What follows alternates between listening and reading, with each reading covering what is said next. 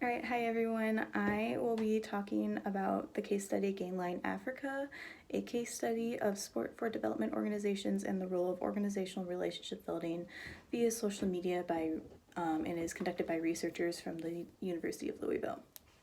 So the purpose of the study was to explore the perceived and actual uses of social media by sport for development and profit for SDP organizations, which those types of organizations seek to have a positive, meaningful impact on impoverished or at-risk communities through the use of sports to enact change.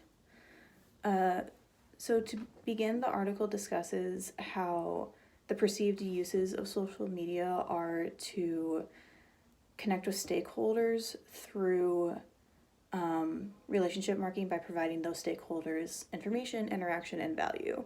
And examples of these would be posting about team history, upcoming games and events, engaging with fan comments and posts, and selling merchandise.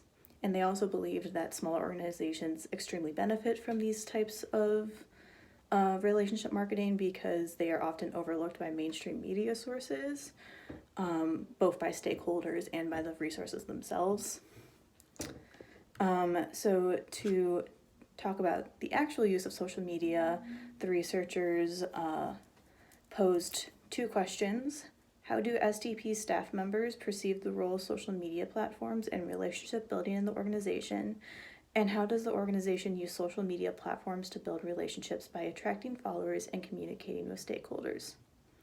So to collect data, they interviewed 7 staff members from one SDP, which is Gainline Africa.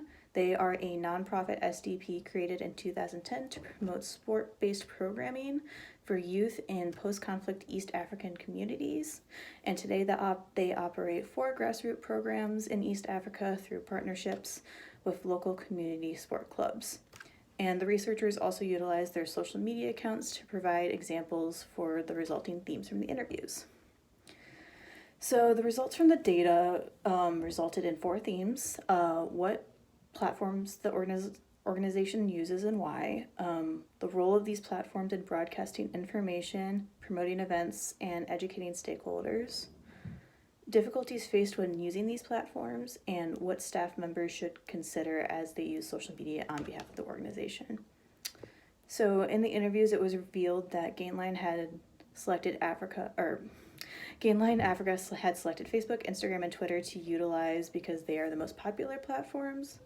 The staff had received positive feedback on their own personal accounts and were told to incorporate it into their careers. And it was also the easiest to broadcast messages to stakeholders in East Africa through these platforms. The roles of these platforms are to act as the initial contact point for engagement, to broadcast news about the organization, to promote events, and to educate stakeholders.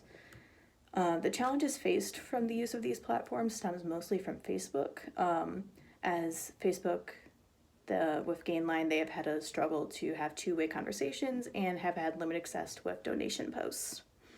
And Gainline Africa does have internal guidelines for posting on the organization's social media accounts, but there is no formal policy. So based off the data, researchers concluded that SDPs should utilize social media to build relationships with current and potential stakeholders and achieve organizational goals. However, there are challenges that exist with the use of social media. Platform selection is critical for smaller orgs due to the lack of resources, but it needs to meet the individual needs of the organization, and there has to be knowledge of the platform. And also, they have to realize that the desired benefits aren't going to happen overnight. You have to look why you're not getting the results and work from there. So the discussion questions I had selected are, the first one is, how can the staff members analyze and make a decision about which platforms they choose to use? And I said they need to compare the data from various platforms to determine which platforms to use. They should be looking at percentages of how people engage with posts with the same information and set a baseline. For example, if there are more people buying tickets through a Facebook event page instead of being told to, quote, click the link in bio, unquote, on an Instagram post, you should be focusing on Facebook to promote those events. The second question is, Is two-way communication a necessary element for organizations? And if so, what can Gainline Africa do to increase these communications?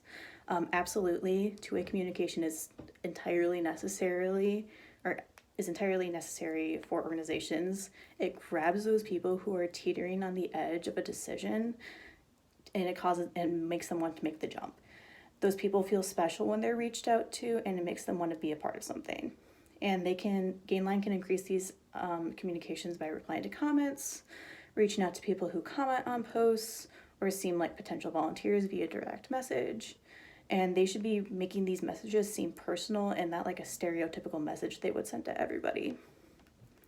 And then my final question is, how can the organization assess the effectiveness of its social media use in achieving organizational objectives, such as building relationships with stakeholders? Honestly, they just need to analyze the data. They should be looking at how many potential stakeholders are being reached out to for X period. I have an example as every month, versus how many of those people, organizations, communities, whatever the stakeholder is, to take interest or further engage. So it's also going to tell you which platform is best to reach out to those potential stakeholders, and even what message or keywords are the best to use. All right, thanks.